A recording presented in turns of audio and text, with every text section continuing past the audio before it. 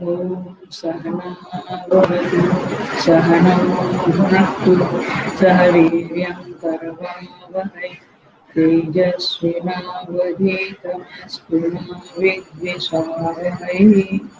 ॐ शान्ति शान्ति शान्तिः। समस्तजनकल्याणे निरतं करुणामयं नमामि चिन्मयं देवं सद्गुरुं ब्रह्मविद्याम्।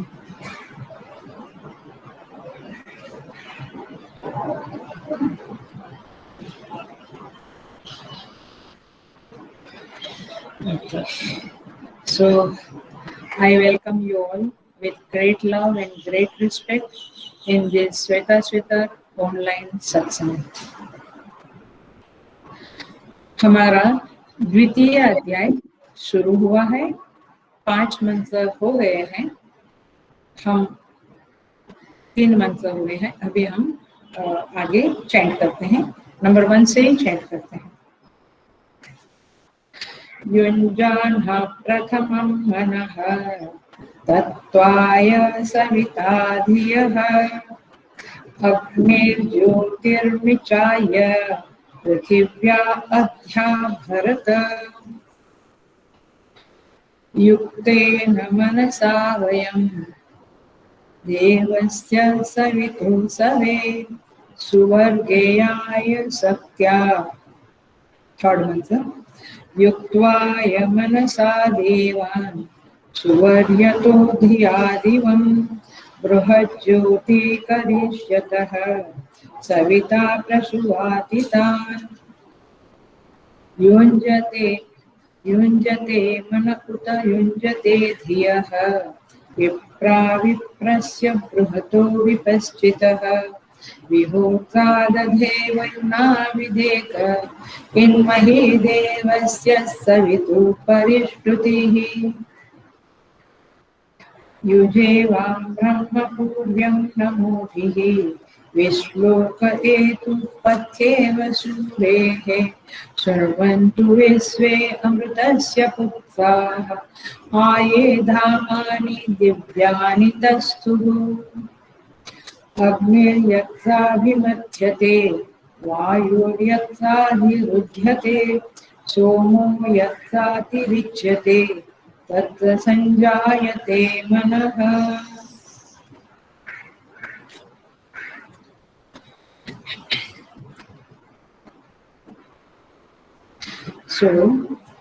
हम पंचम मंत्र के ऊपर है, 5वें मंत्र के ऊपर है। यहाँ पे श्रुति माता कहती है 4 मंत्र में हमने यही देखा कि साधक अथवा ऋषि परमात्मा से प्रार्थना करता है, सविता देवता से प्रार्थना करता है कि हे सविता देवता, उसको इधर सूर्य देव लो या परमात्मा लो। हे सविता देवता, आप देवताओं को, अन्य देवताओं को आदेश दीजिए हे परमात्मा कि हमारे मन को, बुद्धि को, इंद्रियों को, प्राणों को परमात्मा के साथ जुड़े। तो ये ईश्वर से जुड़ने की प्रार्थना है ध्यान के पहले, बिफोर मेडिटेशन, अथवा एनी कर्मकांड, पूजा पाठ, जप करने बैठे, पूजा पाठ करने बैठे, हम स्तोत्र पाठ करने बैठे, जो भी हम सत्कर्म इस तरह का करते हैं, उसके पहले ईश्वर से हम आज्ञा मांगे, उनके कृपा आशीर्वाद की याचना करें। यही हमारा हिंदू धर्म का, सनातन धर्म का मूल सिद्धांत है। यही उपासना शास्त्र का बेस फाउंडेशन है, बेसिक फाउंडेशन है। यही करके शुरू करना चाहिए। तो इस तरह से 4 मंत्र में हमने वह देखा है कि साधक इस तरह से प्रार्थना करता है और फिर परमेश्वर की स्तुति करने के लिए आदेश देती है श्रुति माता। अब 5वें मंत्र में हम देखते हैं कि साधक क्या कहता है। युजेवाम ब्रह्म, 5th मंत्र, 5वां मंत्र। युजेवां ब्रह्म पूर्व्यं नमोभिः विश्लोक एतु पथ्येव सूरेः। पथ्या इव, यहाँ संधि क्या है? पथ्या इव सूरेः। शृण्वन्तु विश्वे अमृतस्य पुत्राः आये धामानि दिव्यानि तस्थुः। और कहीं संधि नहीं है, एक ही जगह पे है। सो युजे, युजे माने संयुक्त करो, जोड़ो। किसे जोड़ना है? वाम। वाम माने मन और बुद्धि, तुम दोनों को, अर्थात उपलक्षणा से सारी इंद्रियां, प्राण इत्यादि को। किसके साथ? पूर्व्यम ब्रह्म, जो सबका आदि पूर्ण ब्रह्म है, उसके साथ मैं तुम्हें जोड़ता हूँ, संयुक्त करता हूँ, अथवा स्वयं को संयुक्त करता हूँ, ऐसा साधक कहता है। लेकिन कैसे करता है? नमो भी, नमस्कार के द्वारा, माने नमस्कार करते हुए, अकड़ से नहीं। चलो मैं अभी तुम्हें जोड़ता हूँ, ऐसे नहीं है। भगवान को नमस्कार करते हुए, विनय करते हुए, प्रार्थना करते हुए, मैं आप दोनों को, माने मेरे संघात को, मेरी इंद्रियों को, अंतःकरण को परमात्मा से जोड़ता हूँ। सेकंड लाइन है विश्लोक एतु पथ्या एव सूरेः। वि एतु, ये इकट्ठा करना पड़ेगा। भेतु मतलब, देखो, श्लोक माने वो मेरा श्लोक, माने स्तुति, मेरा स्तुति पाठ। सूरेः पथ्या इव, सूर्य माने विद्वान अथवा देवता, देवताओं की अथवा विद्वानों की कीर्ति के समान। पथ्या माने कीर्ति, पथ्या माने कीर्ति, कीर्ति के समान, कीर्ति की भांति। वेतु, वी प्लस एतु, इसमें जो वी और एतु शब्द है ना, उसको वेतु शब्द हो जाएगा। वेतु माने सर्वत्र फैल जाए, व्यापक हो जाए। वेतु माने व्यापक हो जाए। तो मेरा ये जो श्लोक है, मैं जो ये प्रार्थना करता हूँ, साधक कहता है ये सर्वत्र व्यापक हो जाए। और कहता है तीसरी लाइन में, अमृतस्य पुत्राः, अमृतस्य विश्वे पुत्राः शृण्वन्तु। अमृतस्य माने परमात्मा के समस्त पुत्र। कौन? ये दिव्यानि धामानि आतस्थुः, आ इधर लगा देना पड़ेगा। ये दिव्यानि धामानि आतस्थुः, वे जो दिव्य लोक में निवास करते हैं। शृण्वन्तु, वे सब सुने। परमात्मा के समस्त पुत्र जो दिव्य धामों में, दिव्य लोक में निवास करते हैं, वे मेरी इस प्रार्थना को सुने। ये प्रार्थना सर्वत्र फैल जावे। क्या फैल जावे? कि मैं प्रार्थना करता हूँ परमात्मा से कि मेरी इंद्रियों को, मन और बुद्धि को आपसे जोड़े, मैंने आप कृपा करें कि मैं आपसे जुड़ जाऊं। तो प्रयत्न तो कर ही रहा है साधक, लेकिन प्लस प्रार्थना भी कर रहा है, क्योंकि हमारा जो उपासना शास्त्र है वो कहता है कि पुरुषार्थ के साथ साथ थोड़ी प्रार्थना, थोड़ा जप तप, उपासना, मंत्र जप अथवा मेडिटेशन ये हो गए, तो वह जो कर्म है, वह जो पुरुषार्थ हम कर रहे हैं पुण्य प्राप्ति के लिए अथवा चित्त शुद्धि के लिए, वह जल्दी फलीभूत होता है। ख्याल में आता है? केवल हम कर्म ही करते रहें, उपासना जप तप ना करें, तो कर्म का जो फल है वो एक प्रकार का होगा। लेकिन यदि हम जप पाठ, माने स्तोत्र जो हम करते हैं यहाँ पे, आरती, पूजा, मेडिटेशन, ये सब यदि इंक्लूड करें उस कर्म के साथ, तो हमारा वह कर्म पूर्णतया फलीभूत होगा, माने 100% क्वालिटी एंड क्वांटिटी में प्रकट होगा। तो इस तरह से यहाँ पे प्रार्थना है। अब हम इस मंत्र को देखें। आई थिंक आपको क्लियर हो गया। मैं, हे परमात्मा, मैं मेरी इंद्रियों को, मन बुद्धि को जोड़ना चाहता हूँ, अभी जोड़ रहा हूँ, जोड़ने का प्रयत्न कर रहा हूँ। आप मेरा इस श्लोक जो है, मेरी जो स्तुति है, जो प्रार्थना, मैं आपसे प्रार्थना कर रहा हूँ कि आप मुझे मदद करें, और ये मेरी प्रार्थना है वो सर्वत्र फैल जाए, और जो दिव्य धाम में बैठे हुए आपके समस्त पुत्र माने ऋषि मुनिगण, देवतागण, ऋषि मुनि, गंधर्व, ये सब जो दिव्य लोक में निवास करते हैं, वे सब मेरी इस प्रार्थना को सुने। बहुत ही सुंदर श्लोक है, मंत्र है, हम इसको देखेंगे। इसको देखने के पहले मैं आपसे प्रश्न रखती हूँ, क्योंकि पिछला क्लास में खास प्रश्न क्लैरिटी नहीं हुई थी। आप लिख ले में, वैसे तो डाला जाएगा ग्रुप में, लेकिन आपको लिखना है तो लिख ले। प्रश्न यह है, बहुत सिंपल है, हमें परमेश्वर को और देवतागणों को पूजा पाठ, ध्यान, जप इत्यादि करने के पहले क्यों अनुमति लेनी चाहिए और क्यों प्रार्थना करनी चाहिए? इन शॉर्ट, देवता को हमें अथवा परमेश्वर को हमें कुछ कर्म के पहले क्यों प्रार्थना करनी चाहिए? That's the question. अब देखते हैं क्यों प्रार्थना करनी चाहिए। देखिए, सबसे पहला शब्द है युजेवाम।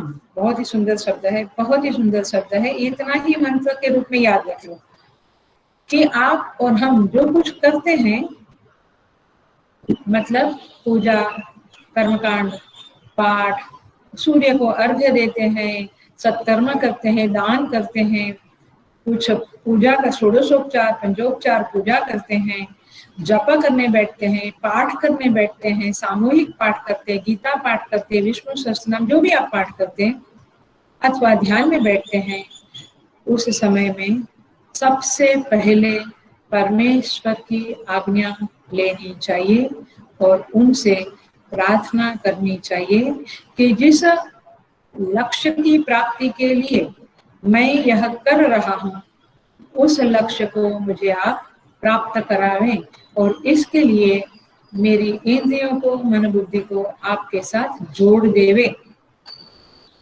क्योंकि भगवान से जुड़ेंगे तब तो उस कर्म में महक आएगी, सुगंध आएगी। वैसे तो कर्म का फल प्रभु देने वाले ही है, फिर भी सो युजेवा। अब ये साधक कहता है कि मैं जोड़ रहा हूँ, इज डिक्लेयरिंग कि मैं अपने आप को भगवान से जोड़ रहा हूँ। कभी हम सोचते हैं ऐसा कि हम भगवान के साथ बोल देते हैं हे प्रभु, ऐसा सब प्रार्थना पटापट करते हैं, आर वी एक्सपीरियंसिंग कि नाउ आई हैव स्टार्टेड, अथवा मैं अब उस भगवान के साथ जुड़ने को राजी हूँ, जुड़ने को तैयारी कर रहा हूँ, पर प्रयास कर रहा हूँ, ऐसा अवेयरनेस हमें आनी चाहिए। इज इट वेरी इजी ना? अब कहते हैं तो किस तरह से कहेंगे वे? देखिए, बहुत सुंदर कहते हैं। सबसे पहले हम जरा सा देखें, 3 सत्ता है, अधिभूत, अधिदैव, अध्यात्म। अब अधिभूत को तो नहीं जोड़ सकते, क्योंकि अधिभूत तो हमारा शरीर है अथवा पदार्थ है, लेकिन किस तरह से मन में समझ के द्वारा जोड़ना है? तो देखो, अध्यात्म और अधिदेव को यह साधक परमात्मा से जोड़ रहा है। कैसे? वो कहता है, हे मेरी श्रोतेंद्रिय और हे दिग देवता। समझ में आया? श्रोतेंद्रिय क्या, देवता कौन है? दिग देवता। हे श्रोतेंद्रिय और हे दिग देवता, मैं आपको परमात्मा से जोड़ रहा हूँ, अर्थात आपको परमात्मा से अभिन्न कर रहा हूँ, अभिन्न मान रहा हूँ। देखो, दोनों शब्द मेरा मैं और क्लियर करूंगी। हे मेरी त्वचा और हे वायु देवता, आपको मैं परमात्मा से जोड़ रहा हूँ। फिर क्या आया? चक्षु, हे चक्षु और चक्षु के देवता आदित्य, आपको परमात्मा से जोड़ रहा हूँ। रसनेन्द्रिया और वरुण देवता, आपको परमात्मा से जोड़ रहा हूँ, आपको परमात्मा से अभिन्न मान रहा हूँ। हे घ्राणेन्द्रियां और घ्राण के देवता अश्विनी कुमार, आपको मैं परमात्मा से जोड़ रहा हूँ।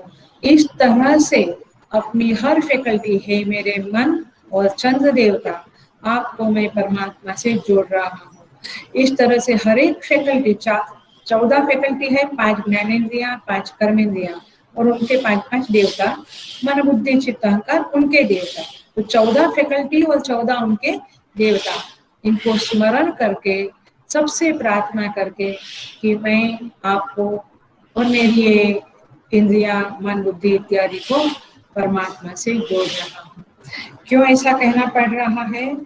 इसीलिए वेदांत की दृष्टि से देखे तो वो ये समझेगा कि जोड़ना माने मैं ये तीनों सत्ताएं और परमात्मा अभिन्न है, ऐसी समझ मेरे अंदर जागृत कर रहा हूँ। ये बिल्कुल मेडिटेशन टिप्स है। हेलो, आप लोग करते हैं ना मेडिटेशन सेशंस, कहीं कहीं शिविरें, तो ये बिल्कुल मेडिटेशन की टिप्स है कि ध्यान करने के पहले, पूजा शुरू करने के पहले इस तरह से अपनी सारी फैकल्टी को, इनर फैकल्टीज को, माने अध्यात्म को, ये हमारा अध्यात्म है, अध्यात्म सत्ता को परमात्मा से जोड़ना है और ये समझना है कि वास्तव में तो वे अभिन्न ही है। जैसे सर्प, माला इत्यादि रज्जु से अभिन्न ही है। ये क्यों? क्योंकि ये सब रज्जु के ऊपर अध्यस्त है, सुपर इम्पोजिशन है। उसी तरह से हमारी ये इंद्रियां, मन इत्यादि उस आत्मा के ऊपर सुपर इम्पोजिशन है। ये वेदांत की दृष्टि से वेदांतिक स्टूडेंट इस तरह से जुड़ेगा, और जो वेदांतिक नहीं है, भक्ति वगैरह मार्ग वाला है, वो क्या कहेगा? उसकी जो समझ है, जोड़ना तो बोलेगा वो, लेकिन अंदर एक समझ है। वो क्या कहेगा कि हे देवतागण, हे प्रभु,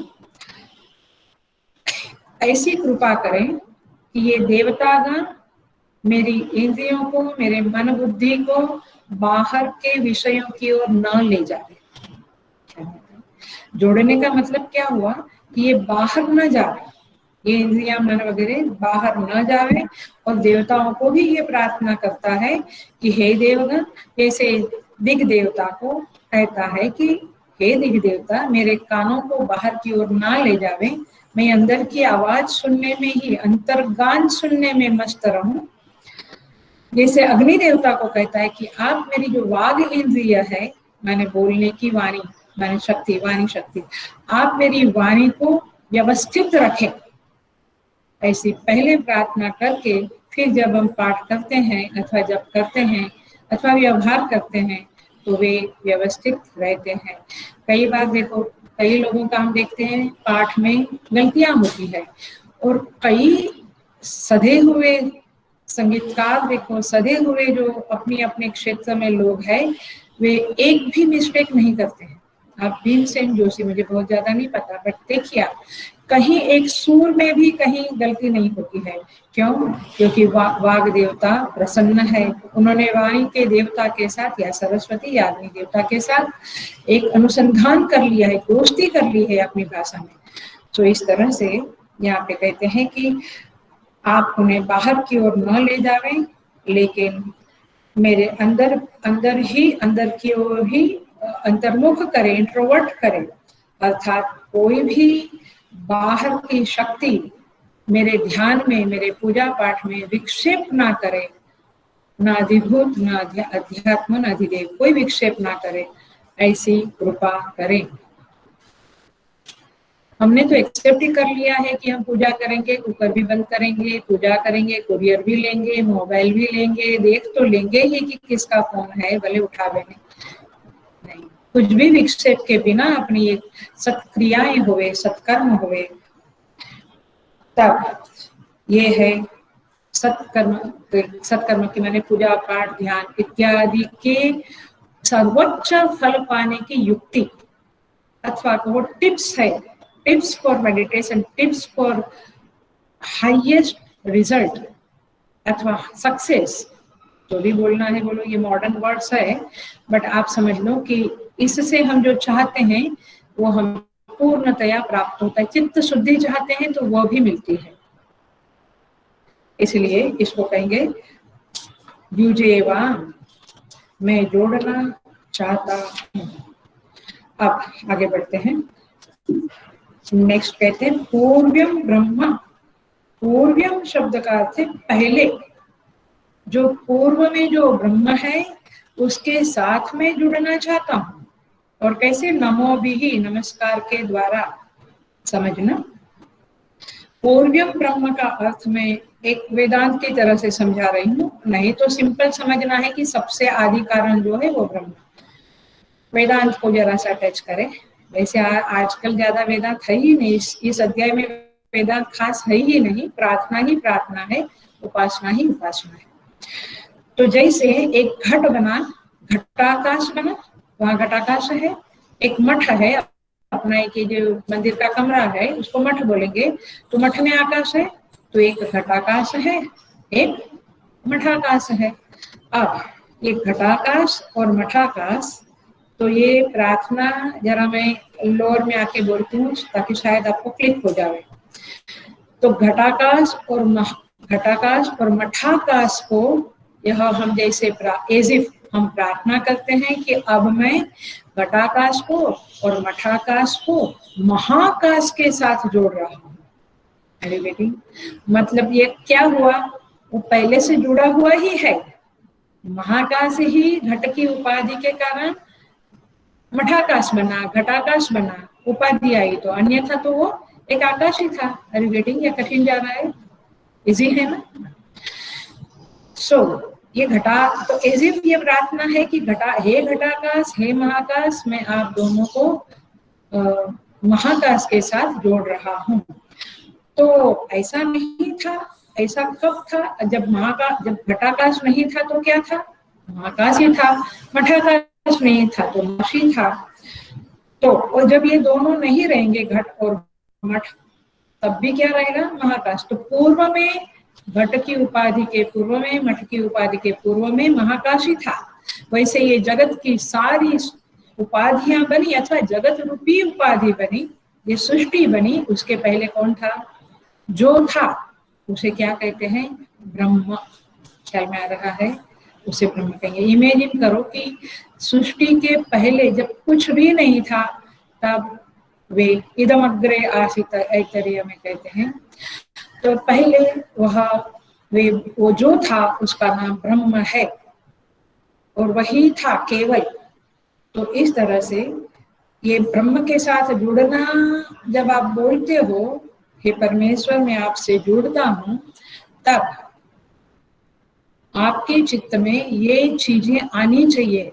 ऐसा नहीं एक आकार आया और कहा कि मैं आपसे जुड़ता हूँ, वो भी एक लेवल पे चलो ठीक ही है, लेकिन आपके अंदर, आपके चित्त में, when you are chanting this mantra, when you are doing a prayer, आपके चित्त में वो ब्रह्म का कुछ प्रकाश, उस ब्रह्म का कुछ ख्याल, कुछ एहसास आना चाहिए, कुछ झांकी, कुछ आभास, कुछ प्रतीति आनी चाहिए।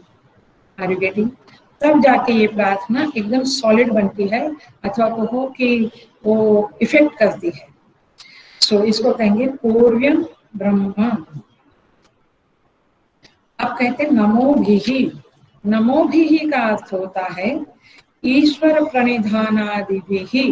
भाष्यकार ने इसे कहा है। और ईश्वर प्रणिधान ये योग सूत्र में, पातंजल योग सूत्र में भी आता है। ईश्वर प्रणिधान माने क्या? तस्मिन् भगवती, तस्मिन् भगवती सर्व कर्म समर्पणम। ये है नमस्कार, ये है ईश्वर प्रणिधान। अर्थात मेरे सर्व कर्म मैं परमात्मा के चरणों में अर्पण करूं, यही वास्तव में नमस्कार है। न मम इति नमन, अथवा न मम माने मेरा कुछ नहीं, सब आपका। देखिए इसको कहते माने कर्मों का समर्पण, माने साथ में उपलक्षणा से भोगों का समर्पण करता हूँ, सब पदार्थों का समर्पण करता हूँ, मन बुद्धि इत्यादि का समर्पण करता हूँ। देखिए श्री रामकृष्ण परमहंस के बारे में ऐसा कहा जाता है कि वे जब काली माँ के सामने खड़े रहते थे, तो वे ऐसी भी उनकी एक प्रार्थना थी कि हे माँ, ये हाथ मेरा नहीं, ये हाथ तेरा है। ये पाँव मेरा नहीं, ये पाँव तेरा है। ये मस्तक मेरा नहीं, ये मस्तक तेरा है। ये जो हमें अभी लगता है ना, ये मेरा है, ये मेरा है, ये हाथ मेरा, ये पैर मेरा, ये माथा मेरा है, इसको बचाऊं मैं, बाकी का जो है ठीक है। सो वे कहते थे कि ये हृदय मेरा नहीं, ये दिल मेरा नहीं, ये दिमाग मेरा नहीं, मैं जो कुछ भी हूँ वो तू ही है, वो तेरा ही है, मेरा कुछ भी नहीं है।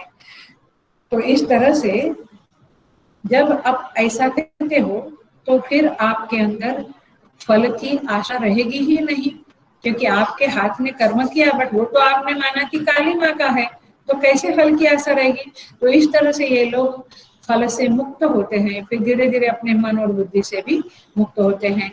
इसका तात्पर्य यह है ईश्वर प्रणिधान, निधान माने रखना। आपका जो स्टोर हाउस है ना, उसको संस्कृत में या हिंदी में निधान कहते हैं। मैंने हम जो कहते हैं स्टोर हाउस में रख दो, ऐसा ही बोलते हैं। ऐसे निधान माने रखना, तो प्रणिधान माने प्रकर्षेण निधान, परमात्मा के इष्ट देवता के चरणों में अपने आप को रख देना। अपने आप को रख देना माने मेरे कर्म, मेरे भोग, मेरे सारे पदार्थ जो भी है, इन सबको मैं रख देता हूँ। अर्थात उसके ऊपर से ओनरशिप को, पॉजिटिवनेस को हटा देना, ये है ईश्वर प्रणिधान। तो जब ये साधक प्रार्थना करता है कि हे परमात्मा, मैं आपसे जुड़ रहा हूँ, तो कहता है नमो भी ही, ये वेरी इंपॉर्टेंट वर्ड है। कैसे जुड़ रहा हूँ? केवल वाणी से नहीं। कैसे? मैं अपने आप को आपके चरणों में अर्पित करके जोड़ रहा हूँ। अर्पित नहीं किया, मैं सब कुछ मेरे पास रखा, और कैसे जुड़ोगे आप? इसीलिए देखिए, इसको और एकदम लोकल तरह से अथवा एक लौकिक तरह से समझाऊं तो ऐसे है कि कोई व्यक्ति सन्यासी बन जाता है अथवा किसी भी तरह से, या देह त्याग करता है, जो भी, तो क्या कहता है, ये संपत्ति, ये सब कुछ जो मेरा है वो मैं पत्नी और पुत्र के लिए छोड़ता हूँ। कोई उससे थोड़ा अलग है तो वो कहता है गांव के लिए मैं मेरा सब कुछ छोड़ता हूँ। कोई कहता है जिसको चाहिए, गुंडा, बदमाश, दुष्ट, दुश्मन, जिसको चाहिए, या सज्जन, जिसको चाहिए वो ले जाएगा, मैं छोड़ देता। कोई कहता है, मैंने लिख कर जाता है अथवा बोल कर जाता है कि ये सब कुछ ईश्वर की सेवा के लिए मैं छोड़ता हूँ, ईश्वर के लिए मैं छोड़ता हूँ। तो ये क्या हुआ? ईश्वर प्रणिधान। समझ में आता है? आप जनरली हम किसके लिए छोड़ते हैं? जब हम बेल बनाते हैं या हम कहते हैं घर के लोगों के लिए, उसमें भी टिपिकल नाम लिखते हैं। तो और फिर हम प्रार्थना भी करते हैं, नमो भी युजे वहाँ मैं जुड़ता हूँ। लेकिन देखिए आप पहली दृष्टि से देखिए मंत्रों को, नमो भी नमस्कार के द्वारा मैंने समर्पण करते हुए, अपने आप को समर्पण करते हुए, अर्थात ये शरीर भी ईश्वर का दिया हुआ है, तो ईश्वर की चीज को ईश्वर के लिए समर्पित करते हुए मैं अपने आप को परमात्मा से जोड़ता हूँ। ये है आपका नमो भी का अर्थ। पकड़ में आ रहा है? आपको एक्चुअली कुछ छोड़ना नहीं है, आपको ये भाव को सुदृढ़ करना है, ये समझ को पक्की बनाना है। आप थोड़ा अपना कुकर और अपना किचन छोड़ के आप रहो, सब कुछ में रहो घर में, लेकिन कहना क्या है? कहना मैंने समझना है कि ये उनका है। तब क्या होगा? आपकी पॉजिटिवनेस नहीं रहेगी, तो आपका चित्त शांत रहेगा। जब अटैचमेंट होते हैं तो चित्त में विक्षेप आते हैं, ये सब जानते हैं, रागद्वेष से ही विक्षेप का हेतु है। तो इसीलिए ये प्रार्थना से, इस प्रकार का नमन से, नमन की इस समझ से जब आप जोड़ोगे तो आप तुरंत जुड़ जाओगे। और यही टिप्स है, बाकी मेडिटेशन की जो बाहर की टिप्स है वो सब टेम्पररी वाली बातें हैं। यही भावनाओं को, यही समझ को डेवलप करेंगे तो ध्यान मग्न होने का सुख पा सकोगे। सो ये है नमो भी। अब आगे क्या कहते हैं? सेकंड लाइन, विश्लोक एतु पथ्या इव सूरे है। तो वी प्लस हेतु हेतु, ये मेरा जो श्लोक है ये विद्वानों की कीर्ति की भांति सर्वत्र फैल जाए। ऐसा क्यों कहता है ये साधक? मैंने उसको ये लालच है कि मेरा सब कुछ फैल जाए। लेकिन देखिए कैसे कहता है, कहते हैं श्लोक माने प्रार्थना, स्तुति। ओके, देखिए मंत्रों के प्रति कभी भी नेगेटिव भावना रखना ही नहीं। मुझे नहीं समझता है यही समझ रखना, नहीं तो एक हमारे जैसी लौकिक बुद्धि से हम क्या सोचेंगे, वाह वाह करता भी है और सब कहता है कि ये सब जगह फैल जाए। ऐसा नहीं है।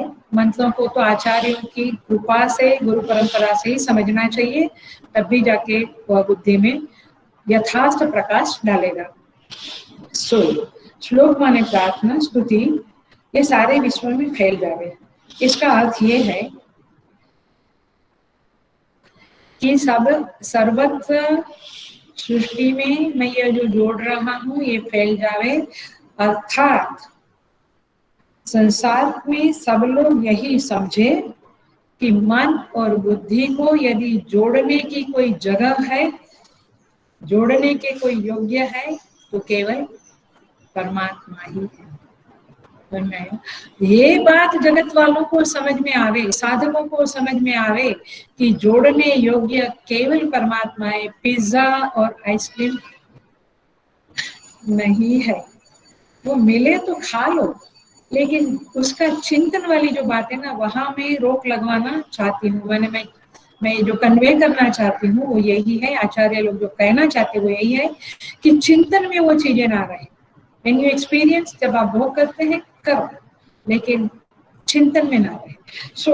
क्या कहते हैं कि जगत के लोग ये जाने, मेरी बात फैल जावे, मेरी प्रार्थना फैल जावे, माने जगत के लोग ये जाने कि मन और बुद्धि को जोड़ने के योग्य कोई है तो केवल इष्ट देव अथवा परमात्मा ही है, वहीं जुड़े रहो। तो कहते हैं कि इस तरह से जुड़े। देखो तैत्तरीय उपनिषद में शिक्षावली में ही बिगनिंग में आता है, एक मंत्र आता है, सहनौ यशः सहनौ ब्रह्मवर्चसं अथातो संहिताया उपनिषदं व्याख्यास्यामः। क्या कहते हैं वहां पे, सहनौ यशः, ये गुरु और शिष्य, मन यहाँ पे शिष्य प्रार्थना करता है कि मेरा और मेरे गुरु का साथ साथ में यश फैले। ऐसा क्यों कहता है, क्योंकि यश फैले का अर्थ ये है कि हम लोग यह जो शास्त्र आत्म माने ब्रह्म विद्या का अध्ययन कर रहे हैं, ये बातें सर्वत्र फैल जावे, ताकि जो लोग चाहते हैं वे गुरुकुल में आवे और ये समझे कि किस तरह से गुरु और शिष्य मिलकर वेदांत का अध्ययन करते हैं और किस तरह से अज्ञान का, अविद्या का नाश होता है, इस बात को लोग समझे। इसीलिए हमारा यश फैले। Are you getting? It's not कि हमारा यश फैले, किसका यश फैले, हम ये जो कर रहे हैं उसका यश फैले। जैसे जैसे हम चिन्मय मिशन थाने के द्वारा संपूर्ण गीता चैंटिंग का एक प्रोजेक्ट करा है, तो वो फैले, ऐसा हम चाहते हैं। उसमें लोभ लालच वाली बात नहीं है, उसमें हमारा नाम की बात नहीं है, उसमें ये है कि भारत का हर इंसान, हर बच्चा, ये बड़ों के लिए भी है, वो संपूर्ण गीता है 1 से 18 अध्याय तक, तो ये हर व्यक्ति इस प्रोजेक्ट से जुड़े का अर्थ है कि हर व्यक्ति गीता के श्लोकों को चैंट करे, गान करे और आगे उसे समझने की कोशिश करे। तो ये प्रोजेक्ट पहले मैं भी प्रचार के थोड़ा विरुद्ध थी, बट जैसे जैसे समझ आई तो मैं सोचा कि ये हमारा कुछ नहीं है, ये एक सत्कर्म है, उससे लोग जुड़े, इसीलिए ये प्रचार करते हैं। और मैं भी आपको इस क्लास के बहाने कहती हूँ, आप पुनः राजश्री डालेगी उसमें। अब संडे को भी शुरू किया है, आप जरूर इस फ्लायर को व्हाट्सएप को फॉरवर्ड करिएगा और सर्वत्र इसको फैल जावे, ऐसा करेगा। और मुझे टीचर की भी जरूरत है, जो भी चाहते हैं वो मेरे पर्सनल पे जरूर डालें। मैंने कल एक अटेंड किया था, मैं चीफ गेस्ट के रूप में थी, संस्कृत भारती का संभाषण की शिविर हुई थी कर्नाटक की, उसमें समापन था। तो मैं देखा कितना कष्ट कर रहे हैं वे लोग, और संभाषण के शिविर, ऐसा कर करके संस्कृत और हमारी जो संस्कृति है उसका प्रचार के लिए प्रयत्न कर रहे हैं लोग। धन्य, मैं बहुत अच्छा लगा मुझे।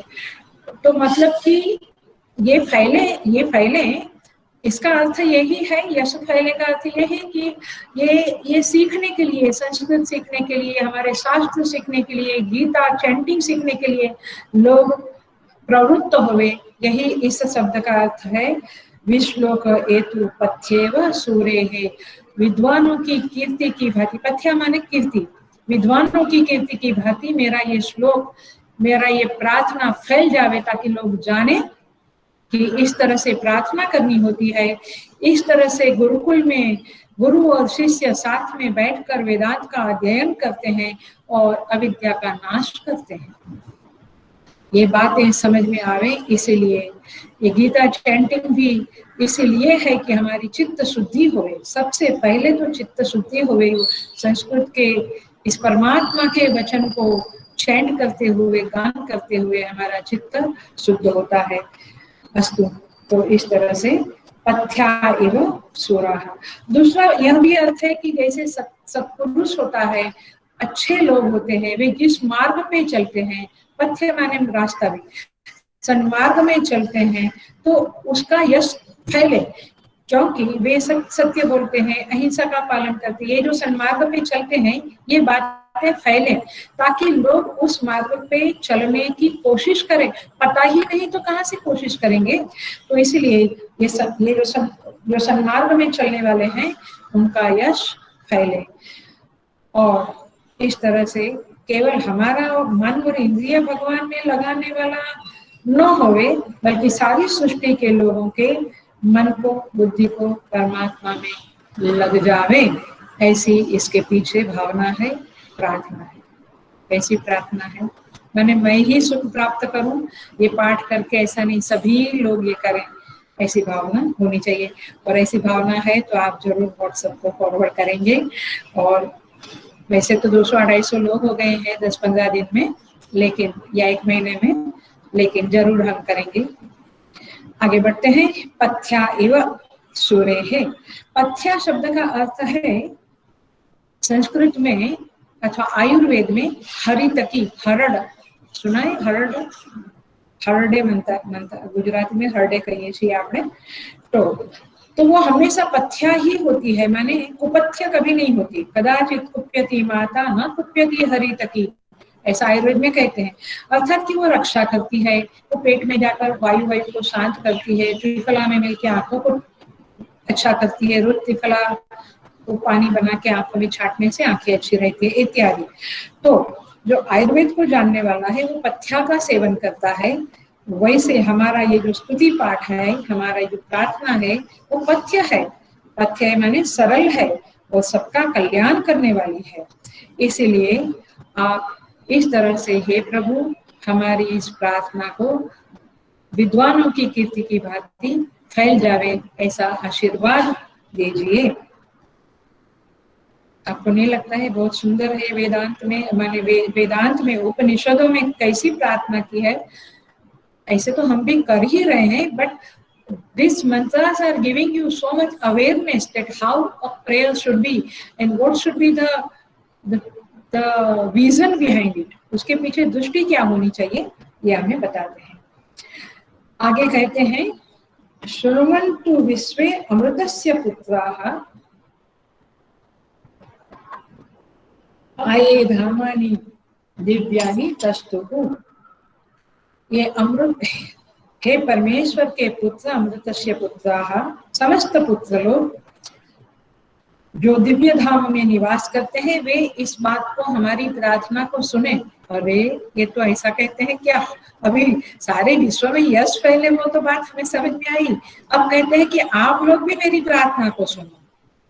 क्या अर्थ है इसके पीछे? नेगेटिव नहीं सोचना, हम लोग बहुत नेगेटिव सोचते हैं। देखिए, दिव्यानि धामानि माने क्या? तो जो 7 ऊपर के लोक है वो दिव्य लोक है। भू, भुव, सुव, मह, जन, तप, सत्यम। तो ये सारे जो लोक है, ब्रह्मलोक वगैरह, ये है दिव्यानि धाम वाले। अब उस दिव्य धाम में रहने वाले कौन है? गंधर्व लोग है, देव लोग है, ब्रह्मर्षि लोग, राजर्षि लोग, वशिष्ठ, भृगु और देवर्षि माने नारद, ये सारे जो राजर्षि लोग हैं, फिर शांतनु वगैरह बड़े बड़े महात्मा लोग हो गए, महाराजा लोग, ये सब ऋषि मुनि देवता, ये सब भाई ये मेरी बात का, मेरी प्रार्थना का श्रवण करें। क्यों श्रवण करें? मैं सबके सामने प्रतिज्ञा करता हूँ कि मैं परमात्मा के साथ जुड़ने के लिए अब तैयार हूँ, अब मैं उसके लिए प्रयास करता हूँ, मैं उसके लिए अनुष्ठान करता हूँ। तो ये लोग सुने। देखिए, जब कोई सत्कर्म होता है, खास करके जैसे विवाह है अथवा वो सीमंत का प्रोग्राम होता है, या जनेऊ देते हैं, या नौपवीत देते हैं, छठी करते हैं, ऐसे जो भी करते हैं, कुछ खास विशेष 11वां 12वां करते हैं, वर्षी करते हैं, जो भी करते हैं वो पब्लिकली करते हैं, वो समारोह माने सामूहिक उसमें करते हैं। क्यों? सारी चीजें तो सामूहिक में नहीं करते हैं।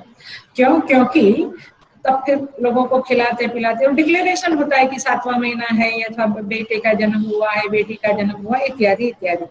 क्यों? क्योंकि जब अब सामूहिक रूप में, सार्वजनिक रूप से घोषित करते हैं, तब यदि हमने मन में ये आया कि अब मैं छोड़ दूं इसको, तो भी हम छोड़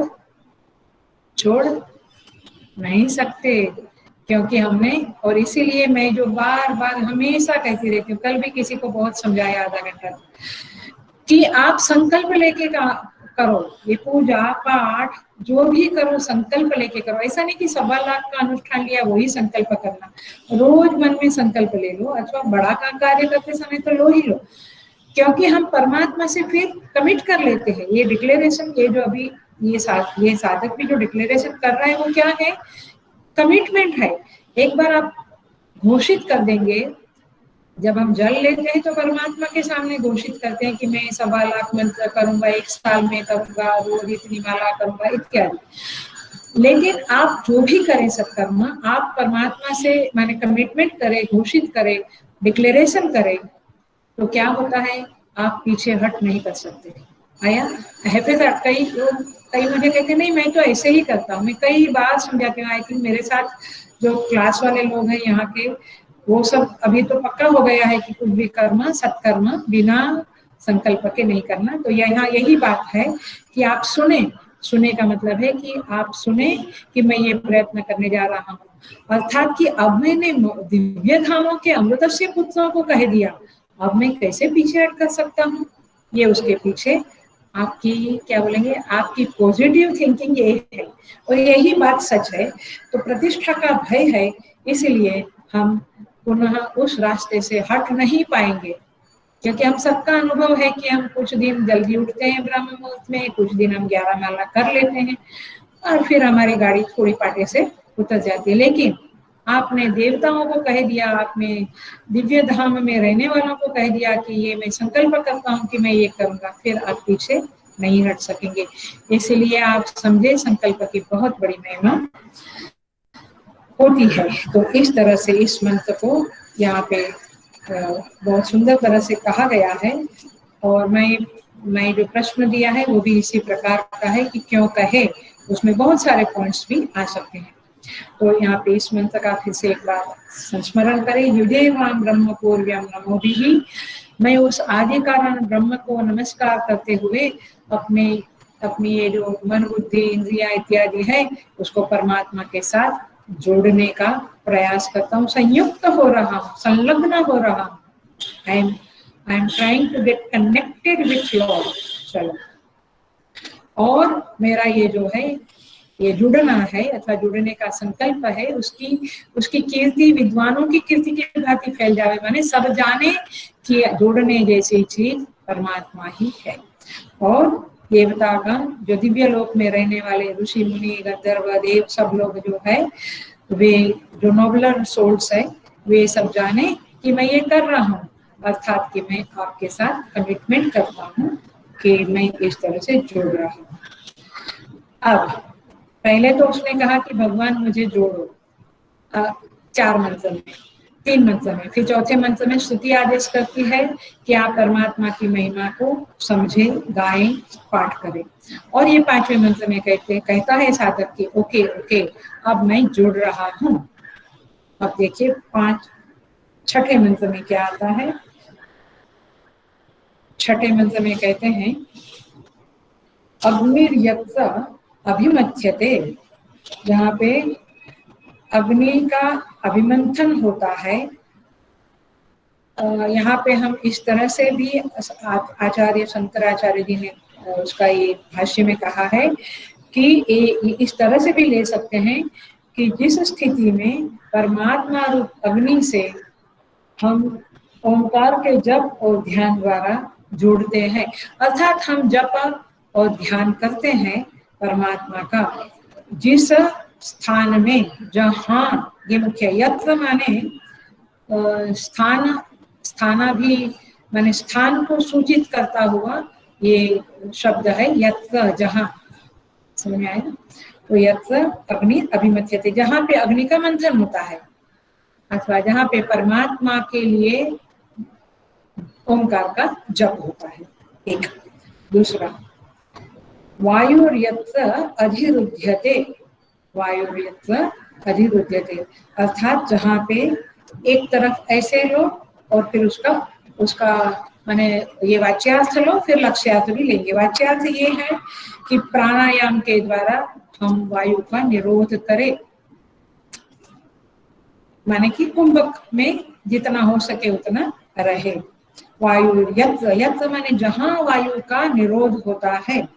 तीसरी पंक्ति है, तीसरा टुकड़ा है सोमो यत्र अतिरिच्यते, जहाँ पे सोमरस का अतिरेक होता है, माने बहुत सोमरस का प्रागट्य होता है, अर्थात आनंद का प्रागट्य होता है। ख्याल में आता है, आनंद का प्रागट्य होता है। आप लोग समझ रहे हैं, जिस स्थान में परमात्मा का ध्यान होता है, जिस स्थान में प्राण का निरोध होता है और जिस स्थान में आनंद का अतिरेक होता है, तत्र संजायते मनः, पूरी युक्ति ही दे दिया आपको, पूरा एक क्लू दे दिया मेडिटेशन का, ध्यान का। ये सारे श्लोक ध्यान के संदर्भ में भी है, यही टिप्स है। तत्र संजायते मनः, वहां पे मन लग जाता है। जहाँ पे अग्नि का मंथन किया जाता है अर्थात परमात्मा का ध्यान किया जाता है, जहाँ प्राण का निरोध किया जाता है, जहाँ ये शब्द याद रखना, यत्र स्थानवाचक शब्द है, स्थानवाचक, जहाँ आनंद का अतिरेक होता है वहां मन लग जाता है अथवा मन विशुद्ध हो जाता है। संजायते मनः, वहां पे मन लगता है। अथवा कहो हायर वेदांत की दृष्टि से बोलना है तो हम ऐसा बोलेंगे, वहां पर ब्रह्माकार वृत्ति उत्पन्न हो जाती है। हम देखेंगे इस मंत्र को, यदि आपको समझ में तो पकड़ में आया कुछ, तो थोड़ा बहुत आया। क्या बात करते हैं मुख्यतया, उस स्थान की शोध करो, उस स्थान को ढूंढो और मन की वृत्ति को वहां ले जाओ। कहाँ? जहाँ ओंकार का जप होता है अथवा ध्यान होता है। कहाँ ध्यान होता है? जहाँ ध्यान होता है, जहाँ निरोध होता है, जहाँ आनंद का प्रागट्य होता है। हम तो कहेंगे आनंद का प्रागट्य तो मूवी देखने से होता है, होटल में जाने से होता है, फ्रेंड्स को मिलने से, व्हाट्सएप पे। जरा ये मंत्र बताएगा कि कहाँ एक्चुअली आनंद का प्रागट्य होता है और कैसे होता है, देखते हैं। अर्थात ध्यान का स्थान कहाँ है? When you are doing a meditation, where your चित्तवृत्ति should be, that's the point. हम श्री कृष्ण के, राम जी के, गणपति के, जो भी देवी के रूप का ध्यान करते हैं वो एक बात है, बट एग्जैक्टली चित्तवृत्ति कहाँ जानी चाहिए, जहां जानी चाहिए, वो बात इस मंत्र में कही गई है कि जहां जानी चाहिए वहां जाएगी वृत्ति, तो आपका मन विशुद्ध बनेगा, आप में ब्रह्माकार वृत्ति का उदय होगा, अथवा कम से कम मन लग जाएगा। ओके, देखते हैं। तो भीतर के स्थान की सूचना ध्यान के संदर्भ में इस मंत्र में दी गई है। देखिए, अग्निर्यत्र अभिमथ्यते, अर्थात अग्नि शब्द जो है वह कौन किसका देवता है? तो वाणी के देवता अग्नि देवता है, करेक्ट। तो अब देखिए, तो वाणी के मूल में जो अग्नि देवता है, अर्थात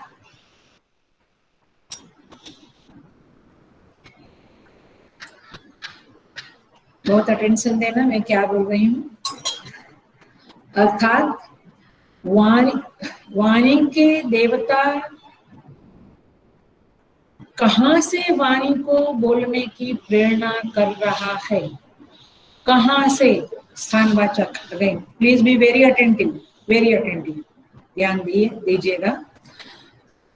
वाणी के देवता कहाँ से वाणी को बोलने की प्रेरणा कर रहे हैं? उस स्थान में ध्यान को लगाओ, अभिमंथन करो, माने वहां पे ध्यान को ले जाओ। आया? माने यू फाइंड आउट कि ये जो वाणी बोल रही है उसका मूल कहाँ है, ओरिजिन कहाँ है, सोर्स कहाँ है। 4 वाणी है, 4 प्रकार की वाणी है हमारे शास्त्र में, वैखरी, मध्यमा, पश्यंती, परम। वैखरी क्या है? ये जो जिह्वा से बोलते, जिसका स्थान कहाँ है? जिह्वा में, जीभ में, टंग में, राइट। मध्यमा का स्थान है कंठ में, पश्यंती का स्थान है हृदय में, और परा का स्थान है नाभि में। इसलिए जो बड़े संगीतकार होते हैं, जिनका गाना शुरू होने से हमें मेडिटेशन लग जाता है, हम कहते हैं ये नाभि से गाते हैं। मतलब क्या? परावाणी निकल गई है। तो ये परावाणी जो है, तो इसको ऐसे समझे हम, वैखरी को आप जिह्वा में छोड़ दो, मध्यमा वाणी को आप कंठ में छोड़ दो, पश्यंती वाणी को आप हृदय में छोड़ दो, परावाणी में आप अवस्थित हो जाओ। इसे कहते हैं अग्निर्यत्र अभिमथ्यते।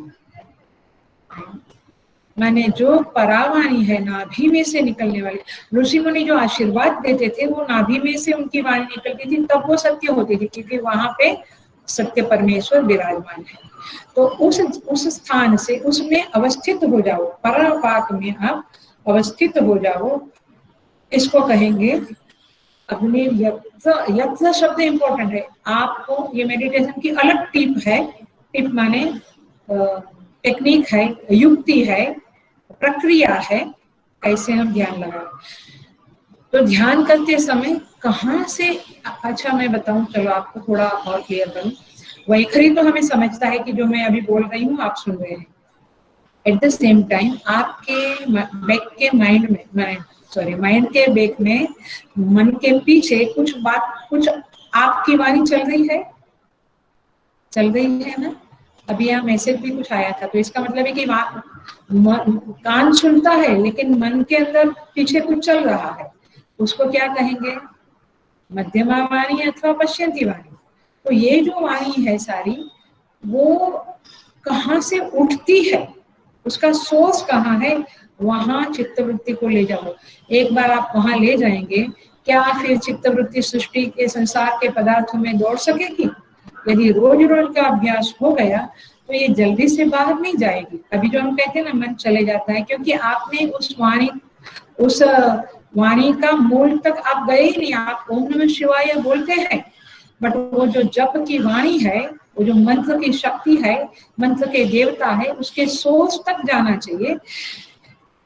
इसको मैं केवल एक मंत्र से कह सकती हूँ, वो डिस्क्राइब, मैंने उसका चिंतन तो अभी नहीं कर पाएंगे हम, लेकिन अभी कुछ समय पहले थाने में हुआ है केनोपनिषद, अहमदाबाद में भी हुआ है। उसका मंत्र है केनोपनिषद का, केनेषितं पतति प्रेषितं मनः, केन प्राणः प्रथम प्रैतियुक्तः, केनेषितां वाचमिमां वदन्ति, चक्षुश्रोत्रं कौ देवो युनक्ति। कहते हैं किसके कारण, किसकी प्रेरणा से ये मन अपने विषयों की ओर दौड़ता है।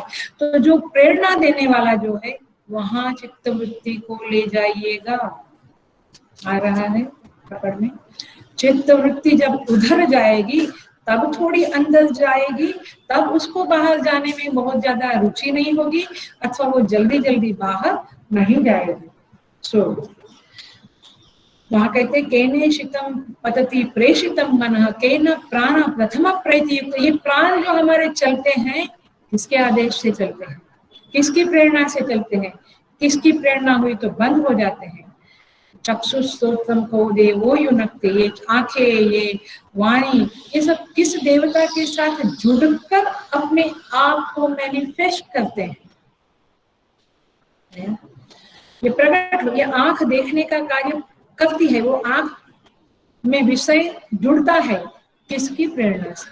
कौन देवता की शक्ति उसे रूप का दर्शन कराती है, हमें शब्द का श्रवण कराती है हमें। इस तरह से वहां कहते हैं, वही के उपनिषद में कहते हैं श्रोत्रस्य श्रोत्रम मनसो मनोयत चक्षुष चक्षु, श्रोत्रस्य श्रोत्रम मनसो मनोयत वाचोह वाचं सौ देवस्य प्राणः चक्षुष चक्षुरतिमुच्य धीराः वेत्यास्मात् लोकात् अमृता भवन्ति। कहते हैं श्रोत्रस्य श्रोत्रम मनसो मनोयत वाचोह वाचम सौ प्राणस्य प्राण।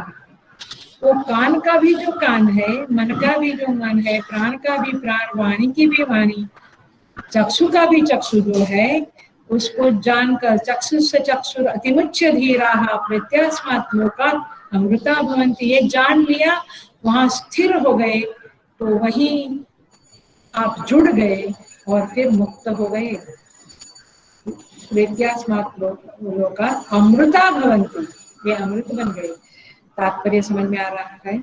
When you are doing a meditation, this is again a meditation tip, युक्ति है ये। ध्यान में जो कुछ दिखा उसके सोर्स में जाओ, अथवा ये जो विचार आते हैं, जो वाणी हमारे अंदर चल रही है, तो सोचो कि ये वाणी कहाँ से निकल रही है, उसके मूल में जाओ, चित्त वृत्ति को वहां ले जाने की कोशिश करो। दैट इज द अग्निर्यत्र अभिमथ्यते। वह वाग देवता का जो देव है, अग्नि देवता, उसके रूप में चले जाओ, अर्थात परमात्मा जहां है वहां जुड़ जाओ। अब ये प्रैक्टिस करनी पड़ेगी। आगे देखते हैं वायुर्यत्र अधिरुध्यते। ये वायु, वायु माने प्राण वायु, तो ये हम सांस लेते हैं और सांस बाहर निकालते हैं। तो ध्यान से सुनना फिर से, तो जहां जाकर, अंदर जाकर ये सांस रुकती है और जहां से वापस बाहर निकलती है। सोचा था कभी? कुंभक करते हैं हम लोग, लेकिन कुंभक एक लौकिक भाषा आ गई मैं जो इंगित करना चाहती हूँ वो ये नहीं है। तो ये जो सांस लेते, तो ये वायु जो अंदर जाती है और लौट कर आती है, कहाँ पे वो प्राण वायु और अपान वायु का भेद हो जाता है, क्योंकि अपान वायु नीचे की ओर जाती है, प्राण वायु ऊपर की ओर आती है। तो ये दोनों का भेदक कौन है? इन शॉर्ट, इनको डिवाइड करने वाला कौन है? वहां दृष्टि को ले जाओ, वहां वृत्ति को ले जाओ। ये है यत्र वायु अधिरुध्यते। ये मेडिटेशन की दूसरी टेक्निक है। कितनी सारी टेक्निक्स भरी पड़ी है। तो कौन सी जगह है जहां प्राण वायु और अपान वायु का भेद हो जाता है? अर्थात प्राण वायु ऊपर से बाहर निकलती है, अपान वायु नीचे के रास्ते से निकलती है। तो भेदक जिस स्थान पर बैठा है, उस स्थान पर चित्त वृत्ति को ले जाओ। यही संदेश है यहाँ पे ध्यान के समय में। देखिए कठोपनिषद, वह भी अहमदाबाद में भी हुआ है और इधर भी हुआ है, थाने में भी हुआ है। याद करिएगा मंत्रों को। अभी कहाँ, हम 2 साल हो गए घर में बैठे हैं।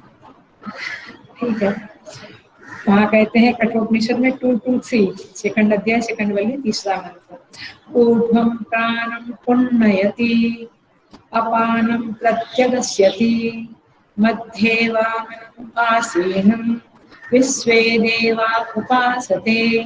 कठोपनिषद में यमराज कहते हैं नचिकेता को उपदेश देते हुए आत्मज्ञान का, कहते हैं जो प्राण है उसको जो ऊपर फेंकता है, धकेलता है, जो बोलो अपान वायु को जो नीचे फेंक देता है, प्रत्यगस्यति माने नीचे फेंक देता है, उन दोनों के बीच में जो बैठा है, मध्य वामनम आसीनम, उस दोनों के बीच में जो तत्व बैठा है वही ये कर रहा है। प्राण वायु को ऊपर ऊपर फेंकता है, ढकेलता है, अपान को नीचे। मध्य वामनम आसीनम, वो मध्य जो वामन भगवान है उसको तत्व समझो, अथवा आप उसको वामन भगवान समझो, जिनकी देवा विश्वे देवा उपासते, जिनकी सब लोग उपासना करते हैं, माने विष्णु परमेश्वर जो भी आप समझो, जिनकी ये सब उपासना करते हैं वे मध्य में बैठकर ये काम करते हैं, वहां आप ध्यान दो। मुख्य बात इतनी ही, ठीक है? आ रहा है ना पकड़ना? सो अब देखो, वामन भगवान बलि बटुक रूप में आए और बलि ने उनको तीन हाथ गज मांगा उन्होंने और बलि ने उनको दे दिया। अब जब तीनों का संकल्प किया तो वे विराट बन गए। आप इस बात को फिर से गौर से देखना और ध्यान से सुनना, मैं जो कह रही हूँ वैसा का वैसा आपके चित्त में डाल देना। जैसे संकल्प लिया वह विराट बन गए, उसी तरह से हम जब अपने अन्नमय प्राणमय मनोमय विज्ञानमय आनंदमय कोश को और स्थूल शरीर सूक्ष्म शरीर कारण शरीर को, इसमें सब कुछ आ गया, परमात्मा को जब हम संकल्प करें कि ये हम परमात्मा को अर्पण करेंगे, समर्पित करेंगे, उस समय में वो अंदर बैठा हुआ वामन भगवान अपना विराट स्वरूप हमें दिखाएगा। लेकिन अर्पण करेंगे माने क्या? अर्पण, समर्पण, ऑफरिंग, ये जो गीता में भी शब्द आता है उसका बिल्कुल एक अर्थ समझ लो, और अर्थ वह है कि अर्पण करना माने उसके लिए उसका उपयोग करना। मैंने एक चीज मैंने आपको दे दी, इसका मतलब क्या हुआ? अब उसका उपयोग मेरे लिए नहीं हो सकेगा। आया? जैसे हमने ट्रस्ट में मंदिर मैंने आश्रम में एक अमाउंट दान दे दी, अथवा चेयर दे दी, अथवा कोई फ्रिज दिया, कुछ भी दिया हमने, कंप्यूटर दिया, अब क्या होगा? वो मैं मेरे लिए उपयोग कर सकूंगा? नहीं। वो अब किसके लिए होगा? आश्रम के लिए, मंदिर के लिए वो कंप्यूटर का उपयोग। वैसे मैं जब मेरे पंचकोश और तीनों शरीर को परमात्मा को अर्पण करता हूँ तो अब उसका उपयोग परमात्मा के लिए होवे, तब वो भेदक स्थान जो है वहां आपकी दृष्टि चली जाएगी, वहां आपकी दृष्टि स्थिर हो सकेगी। इसको कहते हैं यत् वायु अधिरुध्यते, माने कुंभक का स्थान जानो अथवा ये वामन भगवान का स्थान जानो, वहां पे चित्त वृत्ति स्थिर करने से पतंजलि योग सूत्र में वही आता है कि कुंभक में 1 मिनट भी नहीं स्थिर होती है तो कुछ घंटों तक स्थिर होने से समाधि लगती है, ऐसा पतंजलि योग सूत्र में कहते हैं। तो यहाँ वही कहते हैं कि इस स्थान में जहाँ वामन भगवान विराजमान है, जहाँ ये दोनों का भेद स्थान है, उस स्थान में दृष्टि स्थिर होने से विशुद्ध तत्व संजायते मनः, वहां पे मन लग जाता है, वहां मन स्थिर होता है, मन विशुद्ध होता है। तो इस तरह से ये दूसरी पंक्ति हुई। तीसरी पंक्ति कर लेते हैं। यत्र सोमो अतिरिच्यते, जहाँ पे सोम रस का अतिरेक होता है, माने आनंद का प्रागट्य होता है। हम तो आनंद का भोग लेते हैं, लेकिन आनंद का प्रागट्य कहाँ से होता है? मैक्सिमम हमें लगता है बाहर की चीजों से, थिंग्स एंड बिंग्स से हमें या स्थान से हमें आनंद मिलता है। लेकिन देखो यहाँ पे कहते हैं, श्रीमद् भगवद गीता कहती है, स्पर्शान कृत्वा बहिर्बाह्यान चक्षुश्चैवान्तरे भ्रुवोः प्राणापानौ समो कृत्वा नासाभ्यंतर चारिणो। कहते हैं बाहर के विषयों को बाहर रखकर और दृष्टि को दो भ्रुवा के माने आईब्रोज के बीच में स्थिर करके अर्थात अपने इष्ट देवता में या उस स्थान में स्थिर करके प्राणापानो समो कृत्वा नासाभ्यंतरचारिणो, ये नाक के अंदर जो प्राणापान, प्राण माने अंदर जाना बाहर जाना, ये जो चल रहा है, इस प्राणापान को समो कृत्वा माने हमारी ईड़ा और पिंगला की जो गति है वो सम हो जाए, अर्थात माने सुषुम्ना नाड़ी चलने लगे, ऐसा पतंजलि योग सूत्र के मुताबिक अर्थ होगा। आपको वहां नहीं जाना है तो आप इतना समझो कि स्थिर होकर जब दृष्टि बाहर के विषयों की ओर नहीं जाएगी, अंदर स्थिर हो जाएगी, तब क्या होगा, यतेन्द्रिय मनोबुद्धि ही, मन और बुद्धि में संयम आ जाएगा। और कहते हैं मुनि मोक्ष परायण विगत इच्छा भय क्रोध यह सदा मुक्त एव स, गीता चैप्टर 5 27-28 नंबर का श्लोक। तब ये मुनि का मन और इंद्रियां संयमित होकर वह मोक्ष परायण हो जाएगा। मोक्ष की प्राप्ति में उसके प्रयास बड़े झड़प से माने फास्ट माने अच्छी तरह से शीघ्रता से शुरू हो जाएगा और अच्छी गति से शुरू हो जाएंगे प्रयास, और फिर वो इच्छा भय और क्रोध से मुक्त हो जाएगा। तात्पर्य ये है, सारी बातों को छोड़ो, आपको ये मंत्र श्लोक समझे ना समझे, इसका एक क्रक्स बोलती हूँ मैं और फिर हम 2-5 मिनट में पूरा करते हैं। इसका अर्थ ये होता है, सोम का अर्थ, सोम रस का अर्थ ये होता है, ये जो हमें आनंद मिलता है वो किसी भी विषय की उपस्थिति से वह आनंद न मिलकर अंतरात्मा में जो स्वयं सुख है, स्वायत्त सुख है, वह सुख हमें प्राप्त हुए। माने विषय से मिलने वाली सुखानुभूति न होकर अंतः साधना के द्वारा, चित्त शुद्धि के द्वारा वृत्ति जब इष्ट देवता में इष्ट देवताकार हो जाती है, तब जो सुख मिलता है, उस सुख का जब हम भोग करते हैं तब मन शुद्ध हो जाता है। पकड़ में, मन की शुद्धि कैसे होती है? ऐसे ही नहीं होती है। हम कहते हैं चित्त शुद्धि कैसे होती है? जब विषयों से मिलने वाला सुख कम कम कम होवे और अंदर से हम पाठ करते हैं तो हम कहते हैं ना कितना अच्छा लगा, आज पूजा करने के बाद हम कहते हैं कितना अच्छा लगा, जप के बाद कितना अच्छा लगा। इसका मतलब क्या? अच्छा लगा माने वो अंतः सुख प्राप्त हुआ, वो अंदर से प्रकट होने वाला विषय निरपेक्ष सुख की आपने झलक अनुभव की। ऐसे सतत आप जब विषय पराधीन सुख न भोग कर विषय निरपेक्ष अंतः सुख की अनुभूति करोगे, तब समझो कि आपका चित्त शुद्ध हुआ है। इसलिए गीता में 5वें अध्याय में कहते हैं, यो अंतः सुखोन्तरारामः तथांतर ज्योतिरेव यः स योगी ब्रह्म निर्वाणम ब्रह्मभूतोधि गच्छति। तो इस तरह से सोमो अतिरिच्यते माने आनंद का जब अंदर अतिरेक होता है, आनंद जब प्रकट होता है, but not because of the objects but without objects, तब उसको कहेंगे यत्र सोमो अतिरिच्यते। इसको एक श्लोक है शास्त्रों में जहाँ कहते हैं, बहुत सुंदर है, प्राणा स्थिरा यस्य विनावरोधात् दृष्टि स्थिरा यस्य विनैव दृश्यात् वृत्ति स्थिरं यस्य विनावलम्बात् स एव योगी स गुरु स पूज्यः। कहते हैं जिसके प्राण बिना अवरोध के स्थिर हो जावे, माने शांत हो जावे, शांत हो जावे माने निरोध हो जावे, और दृष्टि बिना अवलंबन के स्थिर हो जाए। इसको सांभवी मुद्रा कहते हैं।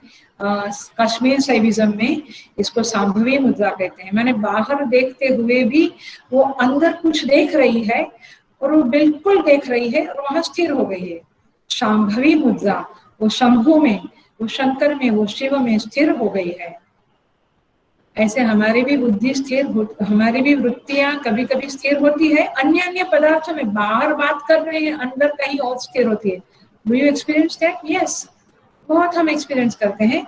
वो विषयों में स्थिर होती है, बट यहाँ यदि सारा व्यवहार आप करें बट वृत्ति शिव में स्थिर हो जावे, वृत्ति स्थिरम यस्य विनावलंबनात् अवलंबन के बिना वृत्ति, मैंने अभिवृत्ति को मुझे कहाँ स्थिर करना पड़ता है? गणपति में, शिव जी में, कृष्ण जी में, अथवा दिए की ज्योत में कहीं ना कहीं स्थिर करते हैं। हम स्टार देखते हैं, मूर्ति देखते हैं, लेकिन कोई अवलंबन के बिना जब वृत्ति स्थिर होगी, आप निर्विकल्प समाधि की ये बात चल रही है, ऐसी स्थिति में संजायते मनः, तब आपका मन विशुद्ध होता है, तब आपका मन उस परम तत्व में लग जाता है। तो यहाँ पे ये मुख्य बात ये कहते हैं, पहली बात अग्निर्यत्र अभिमथ्यते में क्या कहते हैं? कर्मेंद्रियां जो है, क्योंकि अग्नि वाक माने कर्मेंद्रिय, वाणी की कोई चेष्टाएं न होवे, शांत रहे, मन कर्मेंद्रियां शांत रहे। दूसरा जो वायु अधिरुद्यते वाली बात है, वहां पे क्या कहेंगे हम? प्राणों के स्पंदन को निस्पंद करे, माने शांत निस्पंद प्राण चले। और मन तीसरा जो है यत्र सोमो अतिरिच्यते में, मन किसी विषय के साथ न जुड़े, निर्विषय मन हो जावे। ये तीन स्थिति, कर्मेंद्रिया शांत हुए, प्राण स्थिर हुए कुंभक में, और आनंद निर्विषय आनंद की प्राप्ति हुए, तब समझो तत्र संजायते मनः, तब मन ध्यानात्मक हो जाता है, तब ब्रह्माकार वृत्ति का तब उदय होता है, अथवा कहो कि तब आनंद का अतिरेक होता है, अपने अंदर ही स्वयमेव आनंद प्रकट होता है। तो इस तरह की स्थिति कब होगी? जब आप इस तरह से इन इंद्रियों के, इन मन बुद्धि चित्त अहंकार के जो देवता है, वो देवता अपने अध्यात्म में, अपने शरीर में कहाँ रहते हैं, अथवा वो जो स्थान है, जो सोर्स है, जो मूल है, अर्थात परमात्मा भी समझ लो आप, वहां जब चित्त वृत्ति जाएगी, तब वहां चित्त को स्थिर होना ही होगा, और वहां पे विशुद्ध हो जाएगा मन, और उसी को योगी कहेंगे, स गुरु, उसको गुरु कहेंगे, स पूज्य, वे पूज्य बन जाएंगे। तो इस तरह से इस मंत्र का यहाँ पे वर्णन है। और चित्त को विशुद्ध करने का, चित्त को स्थिर करने का, ध्यान की जो प्रक्रिया है, कैसे करना, कहाँ करना, किस तरह से करना, अथवा एक्चुअल मेडिटेशन क्या है, इसके बारे में यहाँ पे बहुत प्रकाश डाला है। आई अंडरस्टैंड कि मेडिटेशन करने वाले ये लोग और अन्य लोग भी इसको अच्छी तरह से समझ के, हमारी जो ध्यान टेक्निक ऐसी नहीं है तो कुछ उसमें सुधार करें, इम्प्रूवमेंट करें, और इस तरह से इस मंत्र का समापन होता है। तात्पर्य यह है कि बिना क्रिया, बिना प्रार्थना किए, बिना आज्ञा और आशीर्वाद लिए यदि आप ध्यान करने के लिए प्रवृत्त होंगे, तो ये इतना अच्छा, इतनी सुगमता से, अथवा इतनी और डेप्थ में, गहनता से, गहराई में आप ध्यान में नहीं प्रवेश कर सकोगे। और इसलिए आपकी चित्तवृत्ति को गहराई में ले जाने के लिए आपको प्रार्थना और अनुमति लेनी चाहिए, आशीर्वाद की याचना करते हुए ध्यान में बैठना चाहिए, अथवा दिन की शुरुआत करनी चाहिए, अथवा सारे कर्मों के पहले प्रार्थना करके परमात्मा से जुड़ना चाहिए। तो इस तरह से यह, बट फिर भी आप प्रश्न का उत्तर देना है, क्योंकि एक खास बात है जिसको शायद मैं देखती हूँ, I will think about it, शायद वॉइसमेल से भेजूंगी अथवा अगले क्लास में हम उस बात को मैं प्रस्तुत करूंगी, बट आप जरूर अपना मंथन कीजिएगा, क्यों प्रार्थना और आज्ञा लेनी चाहिए। इस तरह से ये दोनों मंत्र पूरे होते हैं। आगे का मंत्र जो है वह यहाँ पे आदेश है स्तुति का कि तुम देवता से अनुज्ञा लेकर ब्रह्म का आराधना करो, ऐसा स्तुति हमें आदेश देती है, जिसे हम अगले क्लास में देखेंगे। परमात्मा हमें सहाय करे सबको, हम सब जो इस जुड़े हुए हैं सबको, कि हम ध्यान में गहराई में जाकर परमात्मा से जुड़ सके, ऐसी प्रार्थना करते हुए विराम करती हूँ। ओम पूर्णमद पूर्णमिदं पूर्णात् पूर्णमुदच्यते पूर्णस्य पूर्णमादाय पूर्णमेवावशिष्यते। ओम शांति शांति शांति। हरि ओम। श्री गुरुभ्यो नमः। हरि ओम। हरि